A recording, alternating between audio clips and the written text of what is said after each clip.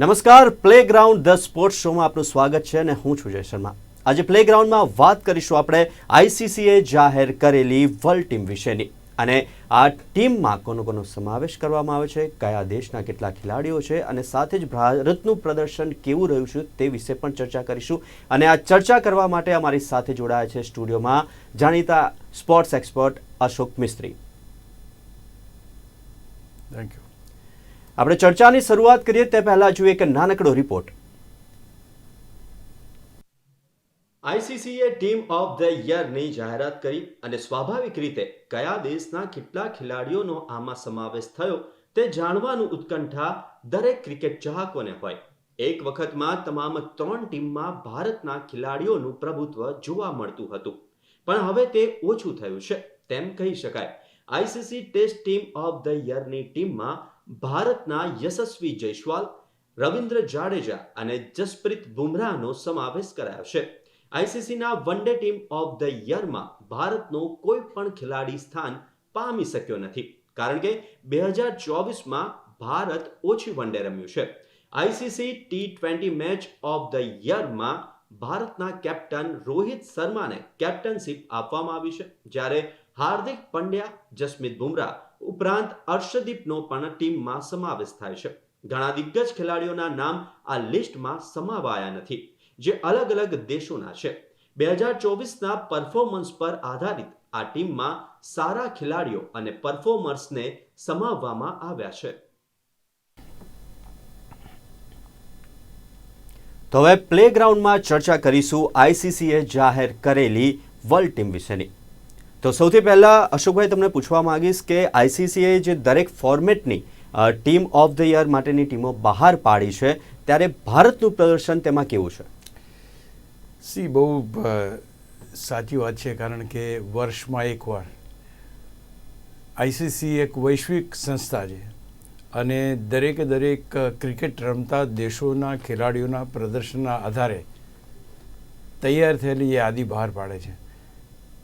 અહીંયા એક 2-3 વસ્તુનું ખાસ ધ્યાન રાખવામાં આવે છે। ધારો કે ભારત તો ગયા વર્ષમાં માત્ર બહુ જ ઓછી વન ડે મેચો રમ્યું છે અને બીજા દેશો વધારે રમ્યા છે, તો ભારતના ખેલાડીઓ ટોચના રેન્કિંગમાં હોવા છતાં પણ ત્યાં આગળ બીજા દેશના ખેલાડીઓએ 2024માં જો સારું પ્રદર્શન કર્યું હોય તો એમને પ્રથમ પ્રાધાન્ય આપવામાં આવે છે।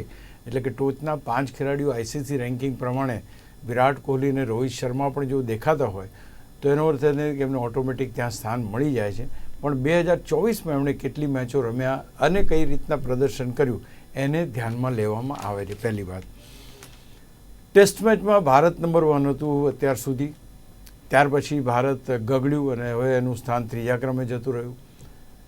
ખેલાડીઓના પ્રદર્શન વિશેની જો વાત કરીએ તો ભારતના ખેલાડીઓ બહુ સારું પ્રદર્શન કરી શક્યા નહીં। ન્યૂઝીલેન્ડ સામેની શ્રેણી હાર્યા, ઓસ્ટ્રેલિયામાં મેચો હાર્યા, તો આ બધાની અસર એ સીધી આ રેન્કિંગ ઉપર થઈ, એટલે કે એમને બનાવેલા રન ઉપર થઈ અથવા એમને લીધેલી વિકેટ ઉપર થઈ। એટલે એ રીતે જોવા રહ્યો તો એ ખેલાડીઓ આ યાદીમાંથી એલિમિનેટ થઈ ગયા। એક જમાનો એવો હતો કે 3 ફોર્મેટમાં ભારતનો દમખમ હતો।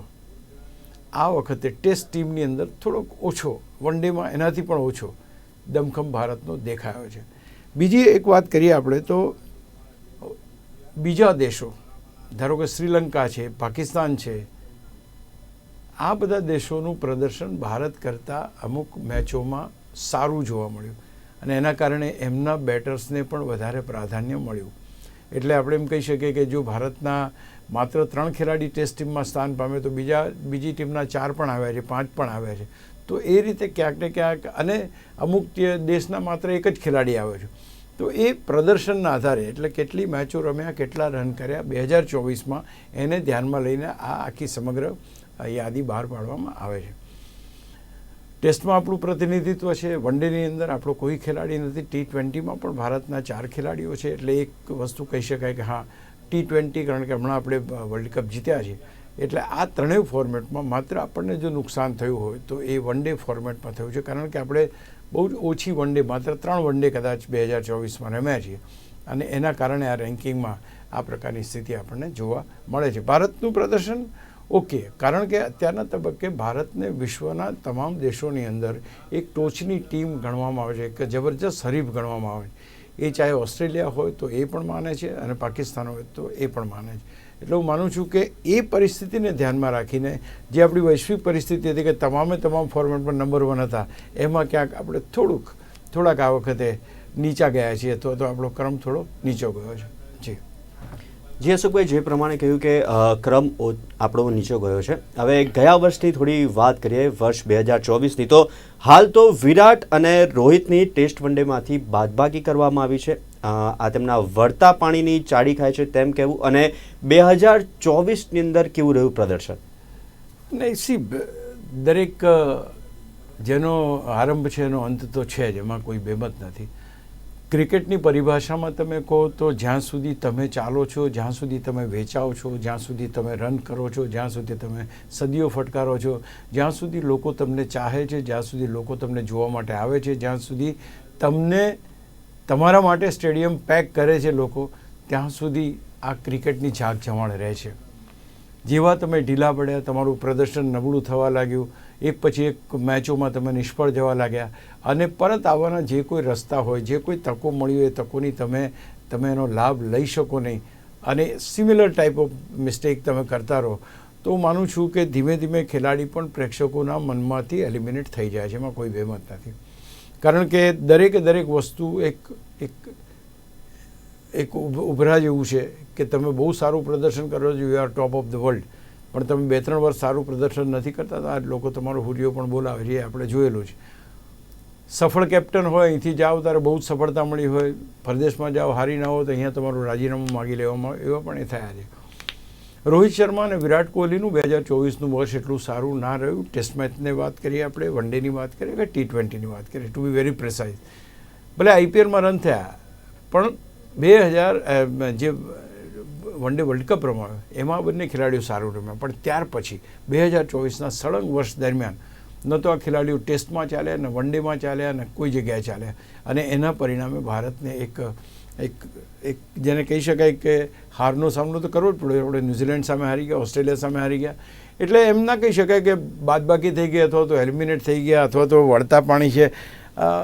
દરેક ખેલાડીને પાછા ફરવાની તક તો ચોક્કસ મળે છે અને આપવામાં પણ આવે છે. અહીં આગળ વિરાટ કોહલી અને રોહિત શર્મા માટે આ એક વર્ષ છે એમની પાસે. અત્યારે ચેમ્પિયન્સ ટ્રોફી રમવાની છે, એમાં એમનું પ્રદર્શન કેવું છે જોવામાં આવશે. ત્યાર પછી ઇંગ્લેન્ડ ટેસ્ટ મેચ રમવા માટે ભારત આવે છે, એ વખતે એમનું પ્રદર્શન કેવું છે એ જોવામાં આવશે. અને ત્યાર પછી જો એમ લાગશે કે હવે આમાં કોઈ સુધારો નથી, ગઈકાલે જોયું તમે કે ભાઈ જેટલા સ્ટાર બેટર્સ હતા, રોહિત શર્મા છે, યશસ્વી જયસ્વાલ છે, રિષભ પંત છે, શુભમન ગિલ છે, આ બધા ખેલાડીઓ રણજી ટ્રોફીમાં પણ નિષ્ફળ ગયા. તો આવું કેમ થાય? એના જવાબો શોધશે BCCI, શોધશે ICC, શોધશે. અને ICCને તો ખેર પ્રદર્શનના આધારે કરવાનું જ, પણ BCCIને ચોક્કસ શોધવું પડશે કેમ આ ખેલાડીઓ ફ્લોપ જાય છે, ફેલ જાય છે, નથી રમી શકતા, એમના રિફ્લેક્સિસમાં કઈ તકલીફ છે, એમના ટાઈમિંગમાં કઈ તકલીફ છે.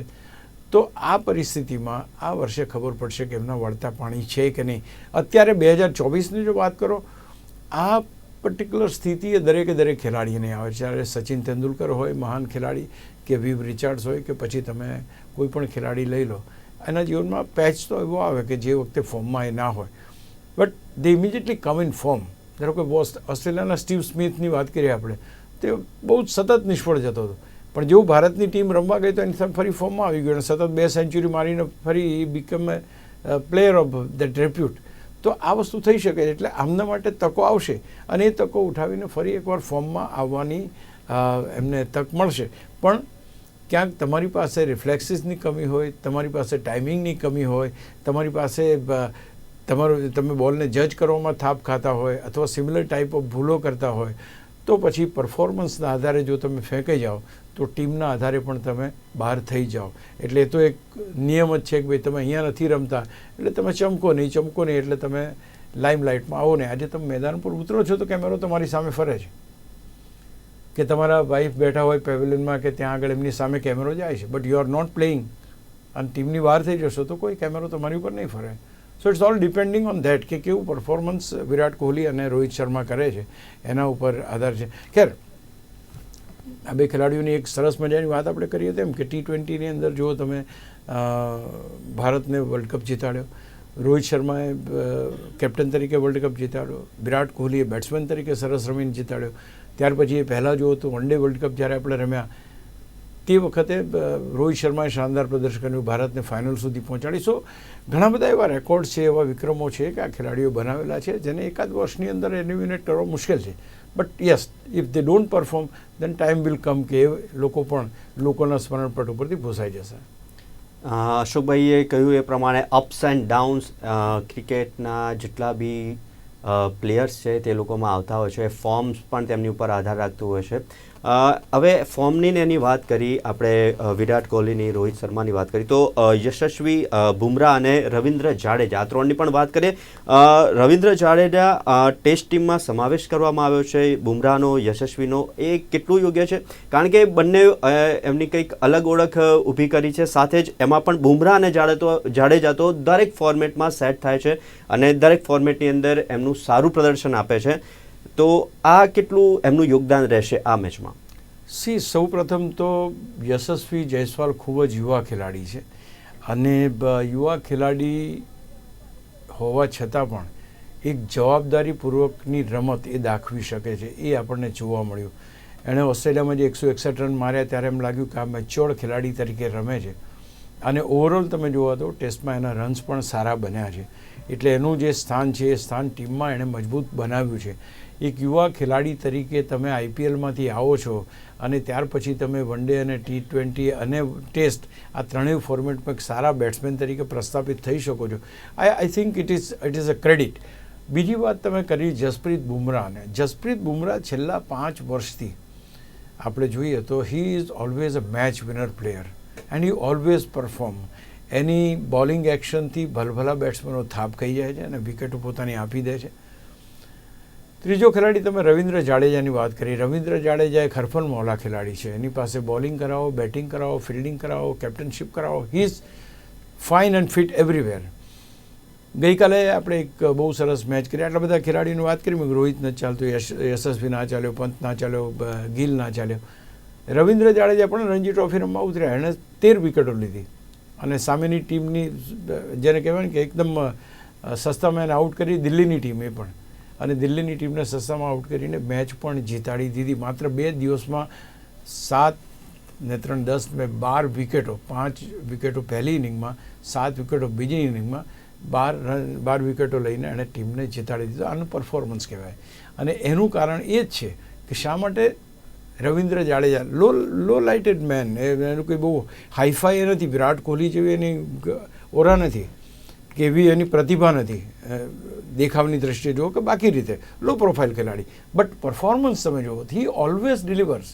આજે 5મા 6ઠા ક્રમે આવ્યા પછી પણ જો કોઈ ખેલાડી આટલું સારું બેટિંગ કરી શકતો હોય, એટલી સારી બોલિંગ કરી શકતો હોય, તો I think he deserves the pat on his back. તો માનું છું કે આ ત્રણેય ખેલાડીઓએ 2024માં જે પ્રદર્શન કર્યું એ ભારત તરફથી ટેસ્ટ મેચોમાં શાનદાર થયું અને that is the reason they are in the team. જી, એ લોકોનું પરફોર્મન્સની વાત કરી અને એ લોકોનું પરફોર્મન્સ અને ખાસ કરીને રવિન્દ્ર જાડેજાનું પરફોર્મન્સ તો દરેક ફોર્મેટમાં એક જબરદસ્ત તરીકે જોવા મળતું હોય છે as a batsman, as a bowler. હવે આપણે થોડી ટીમની વાત કરી રહ્યા હતા, તો ટેસ્ટ ટીમનું ફોર્મેશન કેવું છે અને આ વખતે જે તેમાં ખેલાડીઓ છે તેમનો દેખાવ કેવો રહ્યો અને સાથે જ કયા દેશમાંથી સૌથી વધુ ખેલાડીઓ આવ્યા? અને માત્ર ઓસ્ટ્રેલિયાની જો વાત ખાસ કરીએ તો ઓસ્ટ્રેલિયામાંથી માત્ર એક જ પ્લેયર છે, પેટ કમિન્સ. એવું કેમ?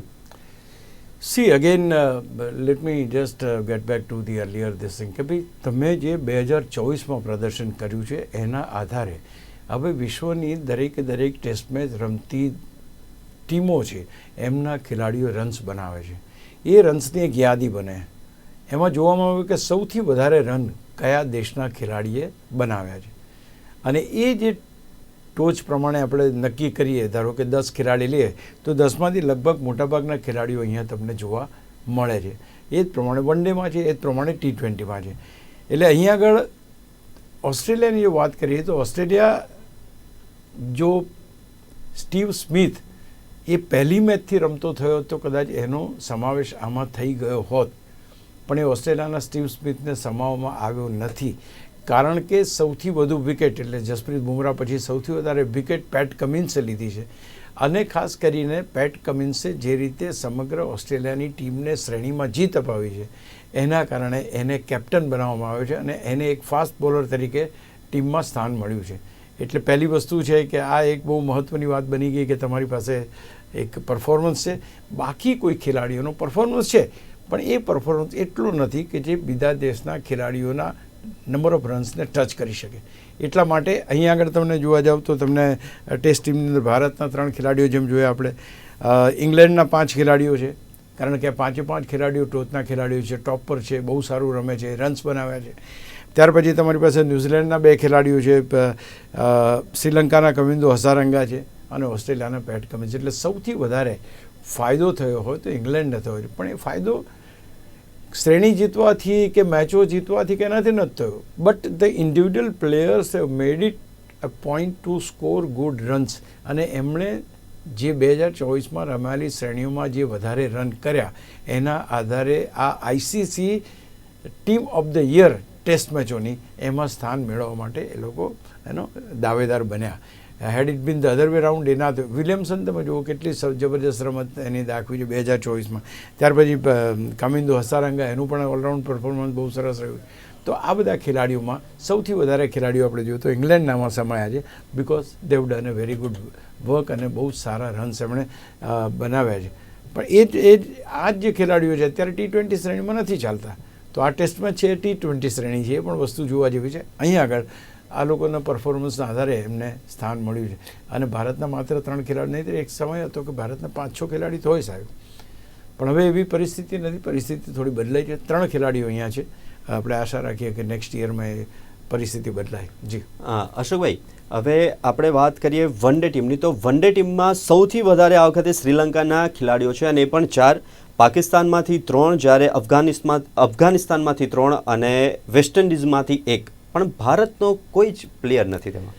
નહીં, આની અંદર 2 કારણો છે. એક તો આઈસીસી રેન્કિંગમાં તમે જુઓ તો વન ડેના રેન્કિંગની અંદર ભારતના ટોચના 5 ખેલાડી તમે જુઓ તો 5 ખેલાડીમાં વિરાટ કોહલી પણ છે, રોહિત શર્મા પણ છે, બધા છે. ભારતની વર્લ્ડ નંબર 1 ટીમ પણ છે. Unfortunately last year India has played only 3 ODIs અને એના કારણે એ બેટ્સમેનોનો જે દેખાવ થયો છે એ દેખાવને ધ્યાનમાં લેવામાં આવ્યો નથી. 2024માં જે ખેલાડીઓએ શાનદાર પ્રદર્શન કર્યું હોય એ ખેલાડીઓને આમાં તક આપવામાં આવી છે. એટલે બહુ જ ઓબ્વિયસ છે કે જે ધારો કે 3 જ મેચ રમ્યા છે, ધારો કે રોહિત શર્મા અને વિરાટ કોહલી જે કોઈ રમ્યા છે તો એમનો પરફોર્મન્સ જેટલા રન્સ બન્યા હોય એ પ્રમાણે રહેશે. એ કે લાંબો પરફોર્મન્સો કરી શકવાના. અને જ્યારે બીજા જે દેશો છે જે વધારે ODIs રમ્યા છે એ કેપ્ટનો તમે કહ્યું એ પ્રમાણે એ લોકોનું તમે જુઓ તો એમાં વધારે આપણને જોઈએ, જેમ પાકિસ્તાન પણ છે, જેમાં શ્રીલંકા પણ છે, અફઘાનિસ્તાન છે, because they have played lot many ODIs. આપણે ટેસ્ટ મેચો બહુ રમ્યા, એ લોકો ODI બહુ રમ્યા. તો ક્યાંક એ કોમ્પન્સેટ એ રીતે થાય છે. અધરવાઇઝ વન ડેની અંદર પણ ભારતનું તો આમ અત્યારે વન ડેની ટીમ જે છે અથવા તો આઈસીસી રેન્કિંગ જે છે, આઈસીસી રેન્કિંગમાં 5માંથી 2 ખેલાડી આપણા છે, 4 ખેલાડી આપણા છે ટુ બી વેરી પ્રિસાઇઝ. અને we are number 1 team in the world. પણ આની અંદર આપણને એ ચાન્સ મળ્યો નથી કારણ કે આપણા ખેલાડીઓ વધુ રમ્યા નથી, એટલે પરફોર્મન્સ નથી થયું, જેના કારણે બીજા દેશોના ખેલાડીઓ જે રમ્યા છે એમના રન્સ બન્યા એટલે એમને સ્થાન મળ્યું છે. અશોકભાઈ, હવે T20ની વાત કરીએ તો T20માં આ વખતે રોહિત શર્મા કેપ્ટન છે અને સાથે જ હાર્દિક, જસપ્રીત અને અર્શદીપનો પણ સમાવેશ કરવામાં આવ્યો છે. કેટલું યોગ્ય? T20માં તો અત્યારે ભાઈ તમારે ભારતનો સમાવેશ કરવો જ પડે કારણ કે ભારત ચેમ્પિયન ટીમ છે. હમણાં જ T20 વર્લ્ડ કપ જીતેલી ટીમ છે. આઈસીસી રેન્કિંગમાં નંબર 1 ટીમ છે. એના પણ 4-5 ખેલાડીઓ શરૂઆતના છે, એમાં ભારતના ખેલાડીઓ આવે છે. જે ખેલાડીઓના તમે નામ દીધા એમનું પ્રદર્શન બહુ શાનદાર રહ્યું છે. વર્લ્ડ કપની બધી મેચોમાં એ લોકો સારું રમ્યા છે, ભારતને જીતાડ્યું છે, ભારત માટે વિકેટો અથવા રન બનાવ્યા છે. તો હું માનું છું કે T20માં, અને બીજું સૌથી મહત્ત્વની વાત, T20 રોહિત શર્માએ તો છોડી દીધી, એમણે અને વિરાટ કોહલી બંને T20માં રમવાનું છોડી દીધું, પણ એમને T20 ટીમના કેપ્ટન બનાવવામાં આવ્યું છે. The reason is very obvious કે જે કેપ્ટન પોતાની ટીમને વર્લ્ડ કપ જીતાડવા સુધી લઈ જઈ શકે એ જ એની ક્ષમતાનો સાચો પરિચય છે અને that is the reason he has bin made a captain of the team because he knows how to get the result out of A scratch. એટલે કે તદ્દન સામાન્ય પરિસ્થિતિમાંથી પણ કઈ રીતે રસ્તો કાઢીને દેશને જીતાડવો અથવા તો ટીમને જીતાડવી, આઈ થિંક એ બહુ અહીંયા મહત્ત્વનું છે. બીજું, તમે હર્ષદીપની વાત કરી. Harshdeep has been a splendid bowlers. ખૂબ સારું પ્રદર્શન એનું લિમિટેડ ઓવર્સ ક્રિકેટની અંદર આપણે જોઈએ તો હમણાં અત્યારે ઇંગ્લેન્ડ અને ભારતની શ્રેણી ચાલે છે એમાં પણ એ શાનદાર બોલિંગ કરે છે. તો he has been very good. Hardik Pandya છે કે જે હાર્દિક પંડ્યાએ આપણને વર્લ્ડ કપ જીતાડવામાં છેલ્લી ઓવર નાખી તે તમને યાદ હોય અને જેની અંદર ભારતને જીત મળી.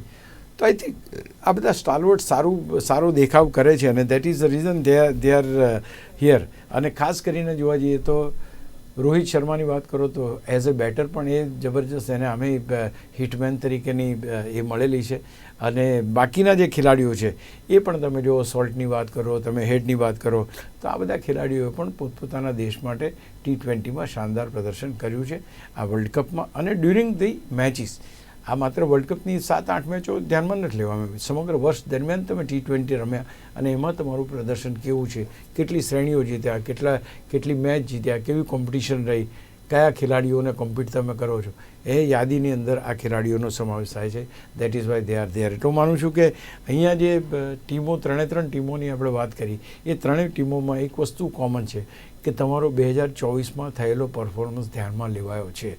બીજી વાત, ભારતનું પ્રદર્શન આમ જોવા જાઓ તો દરેકે દરેક ફોર્મેટમાં શાનદાર હોય છે અને એમાં કોઈ બેમત નથી. પણ આ વખતે ટેસ્ટ મેચ આપણી સારી નથી ગઈ, વન ડે આપણે રમ્યા નથી, T20માં આપણે વર્લ્ડ ચેમ્પિયન બન્યા છીએ. તો આ રીતે જોવા જઈએ તો પરફોર્મન્સના આધારે 3 ટીમોમાં ભારતનું પ્રતિનિધિત્વ ભારતને આપણને અહીંયા જોવા મળી રહ્યું છે. અશોકભાઈ, આજે આપણે ચર્ચા કરી. હવે ખાસ એક સવાલ એ થઈ રહ્યો છે કે ક્રિકેટરનું ICC ટીમ ઓફ ધ યરની અંદર સ્થાન પામવું એ કેટલું મહત્વનું? ભાઈ, ગૌરવની વાત છે, કારણ કે તમે નથિંગ બટ ધ પરફોર્મન્સ, જેનો એક માત્ર પરફોર્મન્સ એ જ જોવાય છે આની અંદર. તમે ઘણીવાર એવું બને કે ICC player of the month જાહેર કરવામાં આવે છે, ત્યાર પછી યર જાહેર કરવામાં આવે છે. આ દરેક એક પ્રતિષ્ઠા છે કે તમારી પાસે કોમ્પિટિશન છે, તમારી પાસે 5 ખેલાડીઓ હોય, 5 ખેલાડીઓએ જબરજસ્ત રન બનાવ્યા છે, પણ એ ખેલાડીએ એક કેચ કર્યો હોય, 2 કેચ કર્યા હોય, 2 વિકેટ લીધી હોય, તો એ કયો ખેલાડી આગળ ને કયો ખેલાડી પાછળ જશે એની ઉપર આધાર રાખે છે. એટલે એક ગૌરવની વાત છે કે તમે whatever you are contributed to the team is been seen over here. એ જ અહીંયા દેખાય, એ જ રિફ્લેક્ટ કરે છે કે તમે ટીમને જીતાડવા માટે માત્ર રન નથી કર્યા, કેચ પણ લીધો છે, વિકેટ પણ એ કરી છે, રન્સ પણ બચાવે છે. આ બધી જ વસ્તુને ધ્યાનમાં લઈને આ ખેલાડીઓના પરફોર્મન્સને જોવામાં આવે છે. એક ગૌરવની વાત છે દરેકે દરેક ખેલાડી માટે કે ભાઈ અત્યારે આપણે જોઈએ જરા એશિયન રેન્કિંગ બહાર પડે તો આપણે એની ચર્ચા કરીએ છીએ. કેમ કરીએ છીએ? કારણ કે ઇટ ઇઝ એના માટે એક ગૌરવની વાત છે કે આ ખેલાડી આટલા સ્થાન કૂદીને અહીંયા આવ્યો અથવા તો એને બાજુમાં મૂકીને એનું સ્થાન લીધું. It is A clear cut example of A competition, fierce competition વૈશ્વિક લેવલે ભારતની ચાલી રહી છે તમામ દેશો સાથે. એટલે એ વૈશ્વિક હરીફાઈ જે છે એ વૈશ્વિક હરીફાઈનું જે પરિણામ છે એ પરિણામ છે આ રેન્કિંગ. એ તમે ICCનું રેન્કિંગ દર મહિને બહાર પડે છે એ જુઓ તમે, કે પછી વાર્ષિક. આ કોઈ પણ જગ્યાએ જો તમે બેસ્ટ પ્લેયર એ કરવામાં આવો તો ભાઈ વખાણ તો ભગવાનને ગમે છે. એટલે દરેકે દરેક ખેલાડીને પણ એમ થાય કે હા, અમે જે કરેલું કામ એ અમને ફળ્યું અને એનો અમને એવોર્ડ મળ્યો, રિવોર્ડ મળ્યો. આઈ થિંક એ બધાને ગમે એ સ્વાભાવિક છે. અશોકભાઈ, આપણે ICCએ જાહેર કરેલ વર્લ્ડ ટીમ વિશેની વાત કરી, તો એને લઈને તમારો ઓપિનિયન શું છે અને આખત લિસ્ટિંગને તમે કેવી રીતના જોવો છો? પહેલી વસ્તુ એ છે કે દરેકે દરેક ખેલાડીને એક એમ, એક ગોલ હોય કે ભાઈ હું સારું રમું, હું સેન્ચુરી મારું, હું 5 વિકેટો લઉં, હું આવી રીતે. પણ એની સાથે જે સંકળાયેલી વાત છે એ છે સાતત્ય. The consistency is the key to get at the best. જો તમારી પાસે સાતત્ય, એક મેચમાં તમે સદી મારી દીધી પણ બીજી મેચ 3-4 રમ્યા એમાં તમે રન ના બનાવી શકે તો you are of no use. કારણ કે એકવાર તમે રન બનાવી લીધા એનો અર્થ એ કે એ દિવસે તમારો હતો એ તમામ પરિસ્થિતિમાં તમે રન બનાવી શકો, એ તમારું સાતત્ય કહેવાય.